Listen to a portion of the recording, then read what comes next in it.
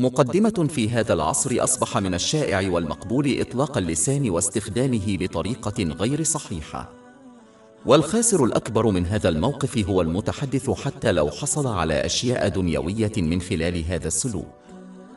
هناك حديث موجود في صحيح مسلم رقم 7482 يحذر من أن الشخص قد ينطق بكلمة يراها تافهة ولكنها ستؤدي إلى هبوطه في الجحيم أبعد من المسافة بين شرق العالم وغربه. وقد أكد حديث موجود في سنن ابن ماجه رقم 3973 أن الكلمات هي السبب الرئيسي لدخول الناس إلى الجحيم. ومن الواضح من القرآن الكريم أن كل كلمة ينطق بها الشخص يتم تسجيلها وسيحاسب عليها يوم القيامة. سورة قاف الآية 18: ما يلفظ من قول إلا لديه رقيب عتيد. وهذا من شأنه أن يوضح للجميع أهمية الكلمات التي ينطقون بها وأهمية ضبط ألسنتهم باستمرار، وهذا لا يمكن تحقيقه بدون المعرفة. ولذلك سوف يناقش هذا الكتاب المخاطر المختلفة للسان وكيفية تجنبها. الجدال: الخطر الثالث للسان هو الجدال مع الآخرين. وقد حذر النبي محمد صلى الله عليه وسلم المسلمين من الجدال مع الآخرين، وهذا ما نصحت به حديث موجود في صحيح الإمام البخاري الأدب المفرد رقم 394. وفي أغلب الأحوال لا يؤدي الجدال والمناظرة مع الآخرين إلا إلى نمو العداوة بين الناس، والواقع أن المرء نادراً ما يقبل الحقيقة من خلال الجدال. ومن المهم أن نفهم أن هناك فرقاً كبيراً بين عرض الحقيقة بطريقة جميلة ولطيفة ومحترمة والجدال مع شخص آخر بشأنها. ولهذا السبب يجب ترك نشر كلمة الإسلام لأولئك الذين تبنوا الصفات الصحيحة. إن الجدال مكروه للغاية لدرجة أن النبي محمد صلى الله عليه وسلم وعد في حديث موجود في سنن أبي داود رقم 4800 ببيت في ربوع الجنة لمن ترك الجدال حتى لو كان رأيه صحيحا. وفي الواقع وفقا لحديث موجود في جامع الترمذي رقم 3253 فإن الإنسان لا ينحرف عن الهدى إلا إذا اتخذ موقفا جدليا. سورة الزخرف الآية 58: وما جاءوا به إلا من باب الجدال بل هم قوم مختصمون. إن الجدال المستمر حتى لو كان حول الحقيقة قد يؤدي إلى تحريف وتفسير الأدلة بشكل خاطئ لمجرد الفوز في المناقشة، وهذا شرير لأنه لا يضل الفاعل فحسب بل يضل أيضا أولئك الذين يستمعون إلى المناقشة. وقد ورد تحذير شديد من نار جهنم في حديث موجود في سنن ابن ماجه رقم 254 لأولئك الذين يطلبون المعرفة من أجل جعل الآخرين يبدون حمق من خلال الجدال والمناظرات. في معظم الحالات يكون الجدال غير ضروري ويؤدي إلى مشاكل أخرى للجميع. من الأفضل تجاهل شخص ينطق بالكذب بدلاً من الجدال معه لأن دافعه هو إثارة الجدال. أولئك الذين يتبنون هذه العقلية يرغبون فقط في التباهي بمعرفتهم وتفوقهم مما يؤدي إلى صفة شريرة من الكبرياء. كما أكد حديث موجود في صحيح مسلم رقم 265 أن من كان في قلبه مثقال ذرة من الكبر لن يدخل الجنة. في الختام، من يتبنى موقفا جدليا لن يجد راحة البال أبدا لأنه سيظل غاضبا باستمرار من أولئك الذين يتحدون آرائه. إذا كان الشخص يرغب في السلام فعليه التوقف عن الجدال. الغيبة والنميمة: إن الخطورة التالية للسان هي الذنوب التي تقع كثيرا في المجتمع في هذا العصر، وهي الغيبة والنميمة. وفي حديث موجود في صحيح مسلم رقم 6593 أوضح النبي محمد صلى الله عليه وسلم معنى الغيبة والنميمة. الغيبة هي أن ينتقد المرء شخصا ما وراء ظهره بطريقة قد تكون غير سارة له على الرغم من أنها الحقيقة، في حين أن القذف يشبه الغيبة إلا أن البيان غير صحيح. تتضمن هذه الذنوب بشكل أساسي الكلام، ولكنها قد تشمل أشياء أخرى مثل استخدام إشارات اليد. الغيبة هي خطيئة كبرى وقد قورنت بأكل لحم جثة ميتة في القرآن الكريم. سورة الحجرات الآية 12. ولا تجسسوا ولا يغتب بعضكم بعضا أيحب أحدكم أن يأكل لحم أخيه ميتا وقد كرهتم ذلك. ومن المهم أن ندرك أن هذه المعصية أشد من أغلب الذنوب التي بين العبد وبين الله تعالى، وذلك لأن الذنوب التي بين العبد وبين الله تعالى يغفرها الله تعالى إذا تاب العبد توبة صادقة، ولكن الله تعالى لا يغفر للمغتاب حتى يغفر له ولمغتاب، فإن لم يغفر له ولمغتاب ففي يوم القيامة تعطى أعمال لمغتاب للمغتاب عوضا عنه، إن لزم لأمر تعطى ذنوب لمغتاب للمغتاب حتى تقام العدالة، وهذا يؤدي إلى رمي لمغتاب في النار. قد ثبت ذلك في حديث في صحيح مسلم برقم 6579. إن الغيبة لا تجوز إلا إذا كان الإنسان يحذر ويحمي إنسانا آخر من الأذى غير المشروع، أو إذا كان الإنسان يسوي شكوى ضد إنسان آخر مع طرف ثالث مثل قضية قانونية. يجب على المسلم أن يتجنب الغيبة والنميمة من خلال معرفة العواقب الوخيمة لهذه الخطايا الكبرى أولاً. ثانياً، يجب على المسلم أن لا يتكلم إلا بالكلمات التي يود أن يقولها أمام الشخص الذي يعرف جيداً أنه لن يأخذها على أنها مسيئة. ثالثاً، يجب على المسلم أن لا يتكلم عن شخص آخر إلا إذا كان لا يمانع أن يقول شخص آخر مثل هذه الكلمات عنه أو ما شابهها، بمعنى أنه يجب عليه أن يتحدث عن الآخرين بالطريقة التي يريد أن يتحدث بها الناس عنه. وأخيراً، يجب على المسلم أن يركز على إصلاح عيوبه الخاصة، وعندما يفعل ذلك بإخلاص فإنه سيمنعه من الغيبة والنميمة.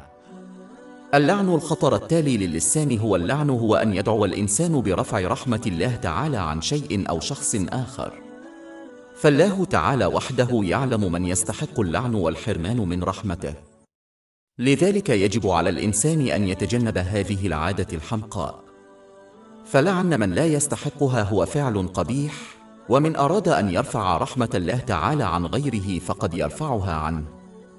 بل إن النبي محمد صلى الله عليه وسلم أوضح في حديث موجود في جامع الترمذي رقم 2019 أن المؤمن الحقيقي لا يلعن. إن المسلمين الذين لديهم عادة اللعن يكرههم الله تعالى إلى الحد الذي يحرمهم فيه من أن يكونوا شهودا وشفعاء يوم القيامة، والله تعالى يكره أن يطلع عليهم بقية الخلق يوم القيامة، وقد ثبت ذلك في حديث صحيح مسلم برقم 6610. وأخيراً، هناك حديث في صحيح البخاري برقم 6652 يبين خطورة لعن المؤمن، فقد صرح النبي محمد صلى الله عليه وسلم أن لعن المؤمن كقتله، وحتى لو كان الإنسان يستحق اللعن فمن الأفضل والأحكم أن يمتنع ويتكلم بما يرضي الله تعالى مثل ذكره. الوعود الكاذبة الخطر التالي للسان هو الوعد الكاذب، فمن وعد الكاذب قصد الإخلاف وهو معصية لأنه فرع من النفاق حسب الحديث الموجود في صحيح البخاري رقم 2749. ويضيف حديث موجود في صحيح مسلم رقم 213 أن من تصرف على هذا النحو فقد تبنى جانبا من النفاق حتى لو صلى وصام وادعى الإسلام. وقد أوضح القرآن الكريم أن كل الوعود يجب أن تكون بنية الوفاء بها. سورة المائدة الآية 1. يا أيها الذين آمنوا أوفوا بالعقود.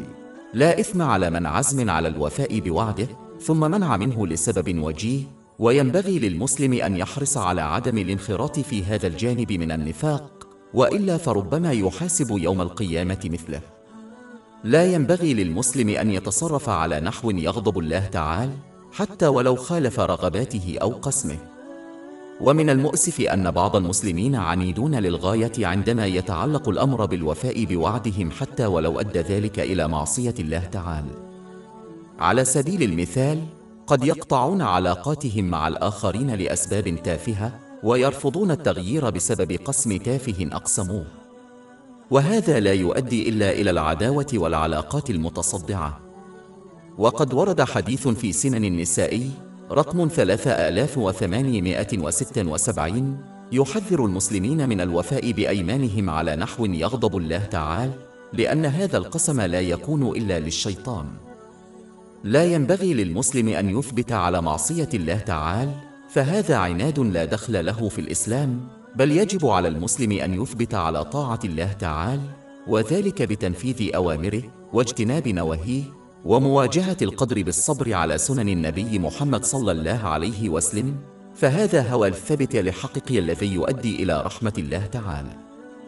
الآية التالية تعفي من لا ينوي أن يحلف في حديثه، كما تذكر المسلمين بأساس الإسلام وهو النية، وهي التي يحكم على كل عمل بها، وهي التي تقود الإنسان إلى النار أو الجنة يوم القيامة. سورة البقرة، الآية 225. لا يؤاخذكم الله باللغو في أيمانكم، ولكن يؤاخذكم بما كسبت قلوبكم. ولكن مع ذلك لا ينبغي للمسلم أن يقع في هذه العادة، فإنها مكروهة في الإسلام وتؤدي إلى الفتن في الدنيا والآخرة. اللغة البذيئة، إن الخطر التالي الذي يهدد اللسان هو اللغة البذيئة، وهذه العادة منكرة لا شك، ومن كان فاحشا وبذيء اللسان فهو مبغض عند الله تعالى، وقد ثبت ذلك في حديث في جامع الترمذي برقم 2002: ومن أغضب الله تعالى فهو بعيد عنا رحمته، وهو بذلك أكثر عرضة للعقاب في الدنيا والآخرة. واللغة البذيئة هي الكلام الذي ينافي الحياء والأدب، ويشمل السب والشتم، وينبغي للإنسان كلما أمكن أن يذكر شيئا بطريقة غير مباشرة بدلا من استخدام اللغة البذيئة. وقد أوضح النبي محمد صلى الله عليه وسلم في حديث في جامع الترمذي برقم 1977 أن المؤمن الحقيقي لا يتكلم بكلمة بذيئة، وعلى من اعتاد هذه العادة أن يراجع إيمانه ويتوب من هذه الصفة السيئة توبة صادقة. في الواقع فإن استخدام اللغة البذيئة قد أشار إليه النبي محمد صلى الله عليه وسلم باعتباره فرعا من النفاق في حديث موجود في جامع الترمذي رقم 2027: إن الرد على الشخص عديم الحياء حمق ولا يؤدي إلا إلى الذنوب. على سبيل المثال، يرتكب الشخص ذنبا كبيرا عندما يسيء إلى والديه، وفقا لحديث موجود في صحيح مسلم رقم 5973: يحدث هذا عندما يسيء الشخص إلى والدي شخص آخر ويرد الأخير على ذلك بإساءة إلى والديه. يجب على المسلم أن يجتهد في تطهير لسانه من خلال النطق بالكلمات المعقولة فقط، وإلا فقد يتكلم بكلمة بذيئة تؤدي به إلى الجحيم أبعد من مسافة ما بين شرق العالم وغربه. هذا مؤكد في حديث موجود في صحيح مسلم رقم 7481. المزاح الخطر التالي للسان هو المزاح. ففي حديث موجود في جامع الترمذي رقم 2315: لعن النبي محمد صلى الله عليه وسلم من كذب ليضحك الناس 3 مرات. المزاح مع التمسك بالصدق ليس خطيئة، ولكن من الصعب القيام به باستمرار. من يفرط في المزاح سوف ينزلق في النهاية وينطق بكلمات معصية مثل الكذب والغيبة والاستهزاء بالآخرين. لذلك من الآمن تجنب المزاح المفرط الذي نصح به في حديث موجود في جامع الترمذي رقم 1995. بالإضافة إلى ذلك، فإن من يفرط في المزاح حتى لو تمكن من قول الحقيقة دائما وعدم الإساءة إلى أي شخص سيواجه مرضا روحانيا تم التحذير منه في حديث موجود في سنن ابن ماجه رقم 4193، ألا وهو القلب الميت روحانيا. يحدث هذا للشخص الذي يمزح ويضحك كثيرا، لأن هذه العقلية تتطلب منه دائما التفكير ومناقشة القضايا المضحكة وتجنب القضايا الجادة. إن مسألة الاستعداد للموت والآخرة من الأمور الخطيرة، وإذا تجنب الإنسان التفكير فيها ومناقشتها فلن يستعد لها بالشكل الصحيح. وهذا الافتقار إلى الاستعداد من شأنه أن يؤدي إلى موت قلبه الروحي. بل إن الإنسان كلما فكر في الآخرة بجدية أكبر قل ضحكه ومزاحه. وهذا ما أشار إليه حديث في صحيح البخاري رقم 6486.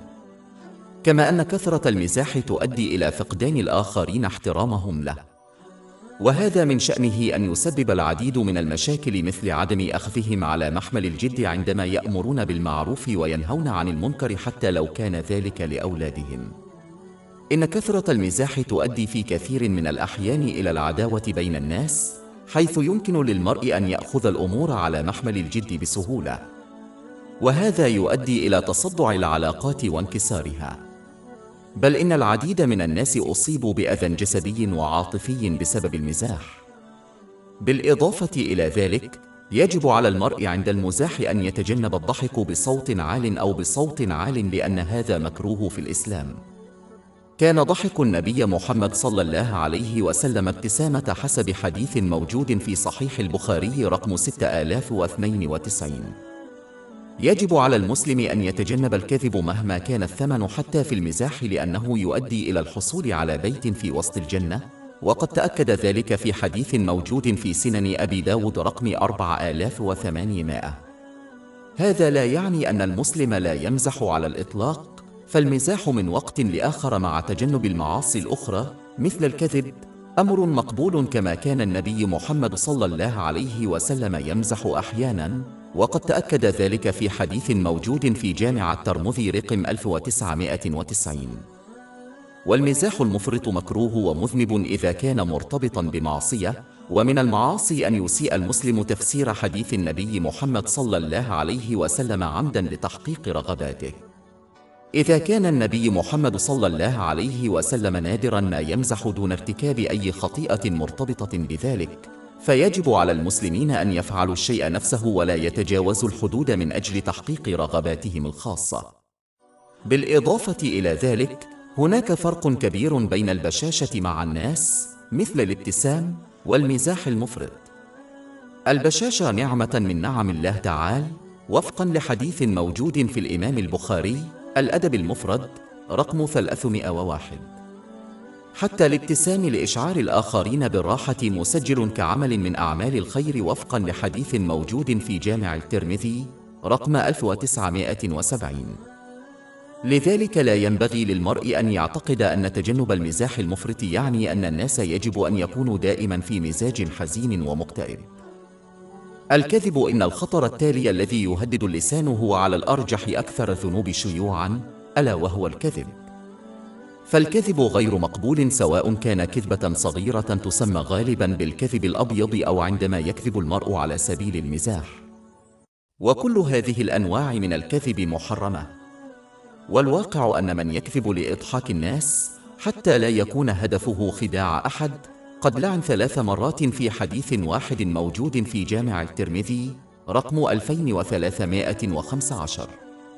ومن الكذبات الشائعة التي يكذب بها الناس غالباً معتقدين أنها ليست خطيئة الكذب على الأطفال، وهذا بلا شك خطيئة وفقاً لأحاديث مثل الحديث الموجود في سنن أبي داود رقم 4991. ومن الحماقة أن يكذب الأطفال، لأنهم لن يتبنوا هذه العادة المذنبة إلا من الأكبر سناً الذي يكذب عليهم. والتصرف بهذه الطريقة يظهر أن كذب الأطفال مقبول عندما لا يكون مقبولاً وفقاً لتعاليم الإسلام. ولا يجوز الكذب إلا في حالات نادرة ومتطرفة للغاية، على سبيل المثال الكذب من أجل حماية حياة شخص بريء. من المهم تجنب الكذب، فوفقاً لحديث موجود في جامع الترمذي رقم 1971، فإن الكذب يؤدي إلى معاصٍ أخرى مثل الغيبة والاستهزاء بالناس. هذا السلوك يقود المرء إلى أبواب الجحيم.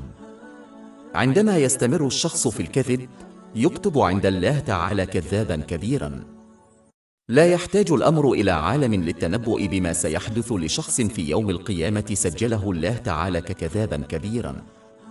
يرغب جميع المسلمين في صحبة الملائكة، ولكن عندما يكذب الشخص يحرم من صحبتهم. في الواقع، تتسبب الرائحة الكريهة التي تنبعث من فم الكذاب في ابتعاد الملائكة عنه مسافة الميل. وقد ثبت ذلك في حديث موجود في جامع الترمذي رقم 1972.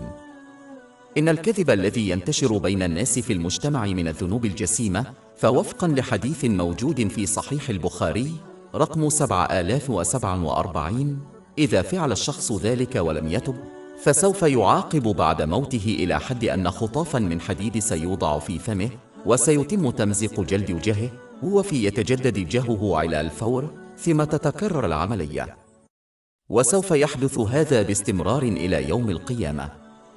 وفي الختام، يجب على جميع المسلمين تجنب جميع أشكال الكذب بغض النظر عمن يتحدثين معه. اهتم بشؤونك، إن أول خطر في اللسان هو الكلام فيما لا يعني الإنسان، فمن تبنى هذا الموقف حرم من وقته الثمين، فكل شيء يمكن شراؤه إلا المزيد من الوقت، وإضاعة الوقت ستكون ندما كبيرا على الإنسان في الآخرة عندما يرى ثواب من استغلالته بشكل صحيح. ورغم أن بعض الأشياء التي يتفوه بها الشخص الذي لا يهتم بشؤونه ليست إثما، فمن الواضح أنه خسر استغلال وقته بطريقة أكثر إنتاجية. ولهذا السبب أعلن النبي محمد صلى الله عليه وسلم في حديث موجود في سنن ابن ماجه رقم 3976 أن الإنسان لا يكمل إسلامه حتى يبتعد عن الأشياء التي لا تعنيه. تعريف الكلام فيما لا يعني الإنسان هو أنه إذا اختار الشخص الصمت عن هذا النوع من الكلام فلن يكون إثما ولا يسبب صمته أي ضرر. والواقع أنه لا ينبغي للإنسان أن يتحدث حتى في الأشياء التي تعنيه إلا في وقت ومكان مناسبين. إن تجاهل هذه النصيحة لا يؤدي إلا إلى المتاعب للمتحدث والآخرين.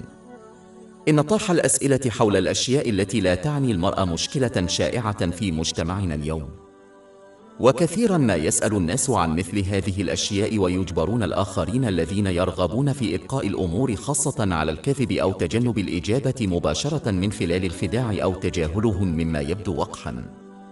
يجب على المسلم أن يكون أكثر مراعاة وأن يسأل فقط عن الأشياء العامة التي تهمه. إن أولئك الذين يخصصون حديثهم لأشياء لا تعنيهم سيحرمون من التحدث عن الأشياء التي تهمهم، وأولئك الذين يوجهون جهودهم حقا إلى الأشياء التي تهمهم لن يجدوا وقتا للتحدث عن الأشياء التي لا تهمهم. هؤلاء هم الناجحون الذين استخدموا لسانهم بالطريقة الصحيحة. إذا تأمل المرء حقا في جميع الحجج التي خاضها، فسوف يدرك أن معظمها كان بسبب شخص يتحدث عن شيء لا يعنيه. تخيل كم من الحجج يمكن تجنبها بمجرد تجنب هذا الموقف. الاستهزاء بالآخرين. الخطر التالي للسان هو الاستهزاء بالآخرين. الاستهزاء بالآخرين يكون عندما يسخر الإنسان من عيوب غيره ويسلط عليها الضوء من أجل أن يضحك عليه الآخرون ويحتقروه، وقد يتم ذلك بالأفعال أو بالأقوال. وفي أغلب الأحوال يكون هذا معصية لأنه يتضمن إهانة الآخرين وإهانتهم، ولا يكون معصية إذا لم تتغير مشاعر المستهزئ به سلبا ولم يستخدم ألفاظا آثمة، وهذا نادر جدا خاصة في هذا العصر، وقد حرم الله تعالى الاستهزاء. سورة الحجرات الآية 11. يا أيها الذين آمنوا لا يسخر قوم من قوم عسى أن يكونوا خيرا منهم، ولا نساء من نساء عسى أن يكن خيرا منهن، ولا تلمزوا أنفسكم ولا تنابزوا بالألقاب. وقد حذر النبي محمد صلى الله عليه وسلم في حديث ورد في جامع الترمذي برقم 2505 من أن من استهزأ بإنسان بسبب ذنب تاب منه لم يمت حتى يرتكبه. ومن المهم أن يتجنب المسلمون هذه الصفة لأنها في أغلب الأحوال تخلق العداوة بين الناس، وهذا يؤدي دائما إلى تمزق العلاقات أو كسرها. المبالغة في المدح. إن الخطر الأخير الذي يهدد اللسان هو المبالغة في مدح الناس. ففي حديث ورد في صحيح البخاري رقم 2662 حذر النبي محمد صلى الله عليه وسلم من المبالغة في مدح الآخرين. إن هذا الفعل مكروه لأنه قد يكون إثما أولا إذا كان المدح منيا على باطل، وحتى لو كان المدح حقيقيا فإن المبالغة في مدح الناس خاصة قد تجعلهم يفتخرون، وهذه صفة سيئة لأن ذرة منها كافية لدخول النار. وقد حذر من ذلك حديث ورد في صحيح مسلم رقم 265. إن المبالغة في المدح قد تجعل الممدوح يعتقد أنه قد حقق إمكاناته في طاعة الله تعالى، وبالتالي لا يحتاج إلى تحسينها. لا ينبغي للمسلم أن ينخدع بمديح الآخرين له، لأنهم يعرفون أفعاله وشخصيته الخفية أفضل من أي شخص آخر. إن التأمل في هذا وفي المرات العديدة التي ستر الله تعالى فيها عيوبهم عن الناس يجب أن يمنعهم من التفاخر. بالإضافة إلى ذلك يجب أن يتذكروا أن الصفة المحمودة التي يمتلكونها قد وهبها لهم الله تعالى، لذلك فإنك للحمد له. وأخيراً يجب على المسلم أن يصبح أكثر امتناناً لله تعالى، وذلك باستخدام النعم التي يمتلكها فيما يرضيه، ويجب عليه بدلاً من ذلك أن ينصح الآخرين بهذا الحديث ويحذرهم من الإفراط في الثناء على الآخرين. إن الثناء على الآخرين مقبول في حالات معينة فقط، ويجب أن يشمل عدم الإفراط في الثناء عليهم والتمسك بالحق، ويجب أن يتم ذلك من أجل تشجيعهم على المزيد من الخير، وهذا ينطبق بشكل خاص على الأطفال مثل الثناء عليهم فيما يتعلق بعملهم لمدرسة حسن للسلوك وأداء واجبة الإسلام.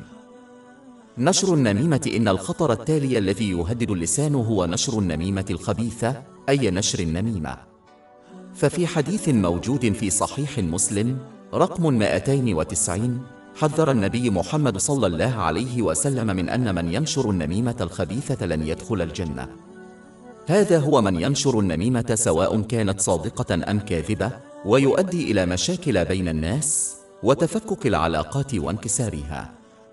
هذه صفة شريرة، وأولئك الذين يتصرفون بهذه الطريقة هم في الواقع شياطين بشرية، لأن هذه العقلية لا تنتمي إلا إلى الشيطان، فهو يسعى دائما إلى إحداث التفرقة بين الناس. وقد لعن الله تعالى هذا النوع من الأشخاص في القرآن الكريم. سورة الهمز الآية 1. ويل لكل غماز وقذف. كيف يتوقع الإنسان من الله تعالى أن يصلح مشاكله ويمنحه البركات إذا كانت هذه اللعنة قد أحاطت به؟ إن الوقت الوحيد الذي يكون فيه النميمة مقبولا هو عندما يحذر المرء الآخرين من خطر ما. ومن الواجب على المسلم ألا يلتفت إلى النمامين، لأنهم أناس أشرار لا ينبغي الوثوق بهم أو تصديقهم. سورة الحجرات الآية 6. يا أيها الذين آمنوا إن جاءكم فاسق بنبأ فتبينوا أن تصيبوا قوما بجهالة. ينبغي للمسلم أن ينهى النمام عن الاستمرار في هذه الصفة السيئة ويحثه على التوبة الصادقة، وكما أمر القرآن الكريم فلا ينبغي للمسلم أن يضمر أي ضغينة تجاه الشخص الذي قيل عنه شيئا سيئا. سورة الحجرات الآية 12. يا أيها الذين آمنوا اجتنبوا كثيرا من الظن إن بعض الظن إثم. وهذه الآية نفسها تعلم المسلمين ألا يحاولوا إثبات أو نفي صاحب النميمة بالتجسس على الآخرين. سورة الحجرات الآية 12. ولا تجسسوا. وبدلا من ذلك يجب تجاهل النمام، فلا ينبغي للمسلم أن يذكر المعلومات التي أعطاها له النمام لشخص آخر، أو يذكر النمام لأن هذا يجعله نماما أيضا. يجب على المسلمين تجنب النمامين ورفقة النمامين، لأنهم لا يمكن أن يكونوا أهلا للثقة أو الصحبة إلا إذا تبوا بصدق. إن الخطر التالي الذي يترتب على اللسان هو أن يكون الإنسان ذا وجهين، وهذا عندما يغير الإنسان سلوكه حسب الأشخاص الذين يتعامل معهم من أجل إرضائهم حتى يحصل على أشياء دنيوية مثل الاحترام والشهرة. وقد حذر النبي محمد صلى الله عليه وسلم في حديث موجود في سنن أبي داود رقم 4873 من أن من يتبنى عقلية ذات وجهين سيكون له يوم القيامة لسانان من نار. ومن واجب المسلم أن يظل صادقا ومتسقا في أقواله وأفعاله، وأن يطلب فقط رضا الله تعالى في جميع أنشطته. ومن يتصرف بهذه الطريقة سيحميه الله تعالى من أي آثار سلبية طويلة المدى يمكن أن تنجم عن كونه صادقا ومتسقا. ولكن من يتبع طريق المنافقين سيخسر رحمة الله تعالى وحمايته، بحيث يترك ليضل عن هدى. وسوف يعمل الله تعالى عاجلا أم آجلا على كشف نواياهم الخبيثة أمام الناس الذين يهدفون إلى إرضائهم حتى يخسروا نعيم الدنيا ويصبحوا مكروهين من مجتمعهم، وهذا العقاب الدنيوي ضئيل مقارنة بالعقاب الذي ينتظرهم في الآخرة ما لم يتوب وتوبة صادقة. أنواع الكلام. يجب أن نتذكر دائما أن الكلام 3 أنواع، فالأول يجب السكوت عنه وهو ضر تماما، والثاني هدر للوقت وهو ندم عظيم يوم القيامة، وهذا النوع هو الكلام الذي لا ينفع ولا يضر، والنوع الأخير هو الكلام المفيد. ووفقا لهذا لبناء جب حذف ثلث الكلمة من حياة الإنسان.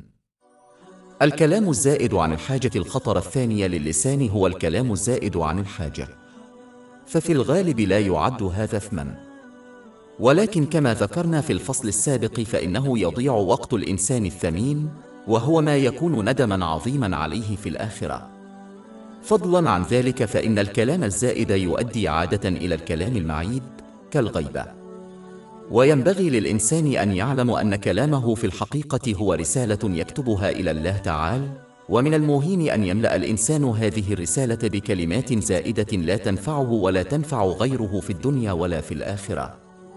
بل إن النبي صلى الله عليه وسلم أشار في حديث موجود في صحيح البخاري برقم 2408 إلى أن الله تعالى يكره الكلام غير المفيد.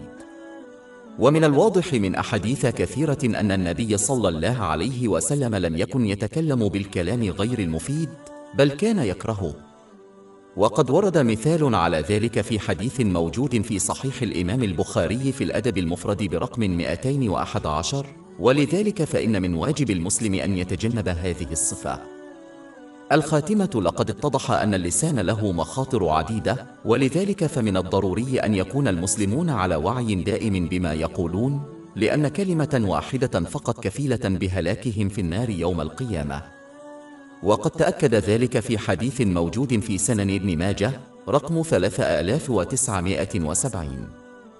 ومن المهم أن يفكر الإنسان قبل أن يتكلم، ولا ينطق إلا إذا كانت كلماته لا تخطئ ولا تفسد، وهذه علامة على الذكاء. وقد نصح النبي محمد صلى الله عليه وسلم في حديث موجود في صحيح مسلم رقم 176 بطريقة يستطيع المسلم من خلالها أن ينجو من كل مخاطر اللسان، وهي إما أن يتكلم خيرا أو يصمت. إن اكتساب المعرفة بمخاطر اللسان من شأنه أن يعزز هذا التعليم، ولكن إذا ظل المسلم جاهلا فإنه يرتكب العديد من الخطايا من خلال كلماته دون أن يدرك ذلك.